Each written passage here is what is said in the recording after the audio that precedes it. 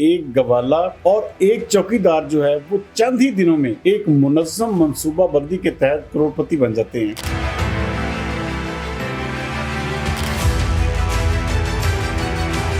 एक सरकारी ऑफिसर हैं मुशर्रफ रसूल सयान, उन्होंने वहां पर एक फार्म हाउस बना रखा है कि हैरानगी सिर्फ इस बात की है, इसमें एक ऐसे इदारे के कुछ लोगों का नाम आ रहा है कि शोधा के नाम से एक फंड बना हुआ है, उसके करता धरता कुछ ऐसे लोग जो कि महकमे के अंदर ही बैठे हुए हैं, आपस में एक किस्म की मुनज़्ज़म मंसूबाबंदी की, एक जाली पावर ऑफ अटॉर्नी बनाकर उस सरकारी ऑफिसर को जो है उस जमीन से बेदखल करने की कोशिश की गई, जिसकी शायद बहुत कम मिसाल जो है वो सामने नजर आती है। लेकिन ये केस मैं इसलिए डिस्कस कर रहा हूँ कि देखिए, हम लोग एतमाद करते हैं अपने मुलाजमों पर, अपने लोगों पर, और फिर अपने मालिक को ही चकमा देकर, धोखा देकर कि अपनी जमीन को एक किस्म का उससे बेदखल कर देते हैं। तो ये वाकया बॉसों के लिए सबक भी है और इदारों के लिए, और इंसाफ फराहम करने वाले खासतौर पर इदारे, उनके लिए इम्तिहान भी है। मेरे आज के विला के ऊपर एक बाकायदा फिल्म बन सकती है। उसकी सबसे बड़ी वजह यह है कि ये एक ऐसा वाकया है कि जिसमें एक गवाला और एक चौकीदार जो है वो चंद ही दिनों में एक मुनज़्ज़म मंसूबाबंदी के तहत करोड़पति बन जाते हैं। वो कैसे?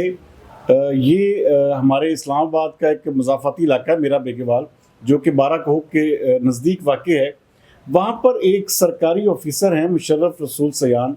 उनकी वहाँ पर ज़रई अराज़ी, उन्होंने वहाँ पर एक फार्म हाउस बना रखा है,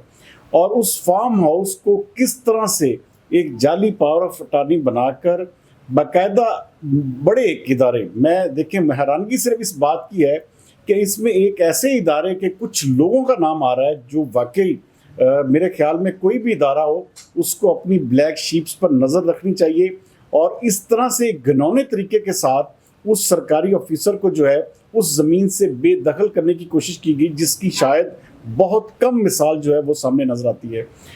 ये एक केस है, वो जैसे कि मैं आपको बयान कर चुका हूँ कि इस्लामाबाद के नवाही इलाके में, वहाँ पर ये मुशर्रफ रसूल सयान साहब, ये सरकारी रिटायर्ड ऑफिसर हैं। ये अक्सर औकात एक किस्म का अपने काम के सिलसिले में बैरून मुल्क होते हैं। तो इन्होंने अपने उस फार्म हाउस पर एक गवाला और एक चौकीदार रखा हुआ था, जिसके ज़िम्मे एक किस्म की सारी देखभाल जो थी उनके सुपुर्द की गई। और उन्होंने क्या किया कि अपने मालिक से एक जाली, उनके नाम पर एक पावर ऑफ अटॉर्नी बनाया, और उस पावर ऑफ अटॉर्नी को इस्तेमाल करते हुए वहाँ पर, चूँकि वो एक गुजरगाह है और वो रास्ता जो है वो नेवी को, एक किस्म का जो पाकिस्तान नेवी है उसको एक सीधा जाता है, तो वहाँ पर एक जो नेवी का एक इदारा है, बनावलट फंड, एक शोधा के नाम से एक फंड बना हुआ है, उसके करता धरता कुछ ऐसे लोग जो कि महकमे के अंदर ही बैठे हुए हैं, उन्होंने आपस में एक किस्म की मुनज़्ज़म मंसूबाबंदी की, और इन दोनों यानी चौकीदार और गवाले को अपने साथ मिलाया, और मिलाकर ज़मीन जो है वो अपने नाम जो है वो जाली ट्रांसफ़र डीड के ज़रिए ना सिर्फ मुंतकिल करवाई, बल्कि उसमें सबसे बड़ी बात यह है कि ये जो गवाला वकास है या अपना दूसरा जो चौकीदार अलीम है, इन दोनों के नाम, जो इनके दोनों के बैंक अकाउंट्स में तकरीबन 40 करोड़ रुपया ट्रांसफ़र भी कर दिया। और कैसी बात है कि ये जो मुशर्रफ रसूल सयान साहब हैं, ये जिनकी ज़मीन है, जिनका ये फार्म हाउस है, ये एक सरकारी रिटायर्ड ऑफिसर हैं और अक्सर औकात अपने काम के सिलसिले में बैरून मुल्क जाते रहते हैं। लेकिन जब उनको अचानक इस हवाले से पता चलता है, जब वो अपनी ज़मीन पर एक फार्म हाउस पर जाते हैं, तो वहाँ पर उनको ही रोक लिया जाता है, और वहाँ से ये भेद खुलता है कि एक उनके अपने मुलाजमों ने उनकी जायदाद को अपने नाम ट्रांसफ़र करवा कर उसको बेच भी दिया है। कैसी बात है। हालांकि ये मैं इस चीज़ की अहमियत को भी जानता हूँ कि शोधा के नाम पर एक किस्म का कोई भी ज़मीन अगर आपने ख़रीदनी है तो मेरे ख्याल में एक बहुत अच्छी काज है, लेकिन उसको इस तरह से जो है वो बना के, ये लाजमी तौर पर मेरे ख्याल में इदारे के जो एक किस्म के सरबराह हैं, उनको अपने महकमे के अंदर जो छुपी हुई काली भेड़ें, उनको इस लाजमी आइडेंटिफाई करना चाहिए। और फिर सबसे बड़ी बात यह कि वो आलमोस्ट तकरीबन 1.5 अरब की ज़मीन है, उसको 40 करोड़ रुपए में अपने नाम करवा कर जो है वो एक जो चौकीदार है और ये जो गवाला साहब हैं, इनको एक किस्म का करोड़पति बना दिया जाता है। और फिर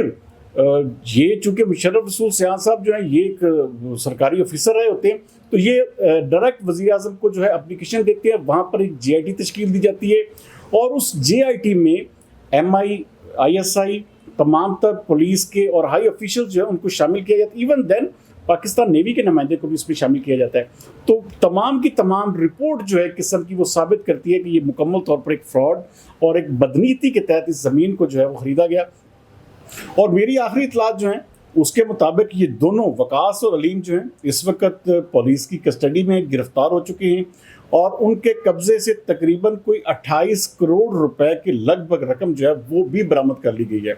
लेकिन ये केस मैं इसलिए डिस्कस कर रहा हूँ कि देखिए हम लोग एतमाद करते हैं अपने मुलाजमों पर, अपने लोगों पर, और उनके ज़िम्मे अपने बहुत सारी चीज़ें उनके किस्म का रहमो करम पर छोड़ देते हैं। और जब वही मुलाजम थोड़े से पुराने होते हैं तो वहाँ पर ऐसे ताकत पकड़ते हैं और फिर अपने मालिक को ही चकमा देकर, धोखा देकर उनकी अपनी ज़मीन को एक किस्म का उससे बेदखल कर देते हैं। तो ये वाक़या बहुतों के लिए सबक भी है और इदारों के लिए और इंसाफ फराहम करने वाले ख़ासतौर पर इदारे, उनके लिए इम्तिहान भी है कि किस तरह से एक अगर इतना बड़ा सरकारी ऑफिसर, चाहे वो रिटायर्ड है, अगर उसकी ज़मीन इस्लामाबाद जैसे किस्म का कैपिटल में भी महफूज नहीं है, तो फिर आम आदमी या ले में जो बहुत दूर दराज देहातों में या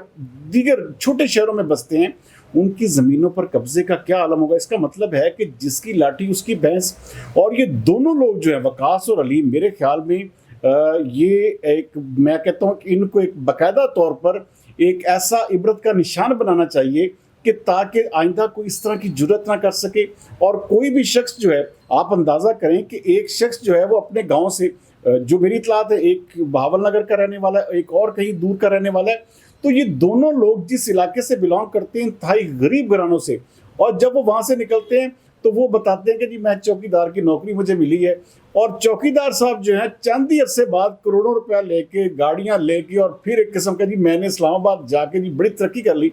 तो फिर ये सारी चीज़ें देखें, अल्लाह ताला ऊपर बैठा हुआ है। और यहाँ पर मैं कहता हूँ कि ये वाकई पीएम ऑफिस का एक किस्म का, ये मैं कहता हूँ कि उनकी बहुत ही ज़्यादा, शायद वो उनकी यही एक बरकरफ्तारी थी जिसकी वजह से ये दोनों वकास और अलीम ना सिर्फ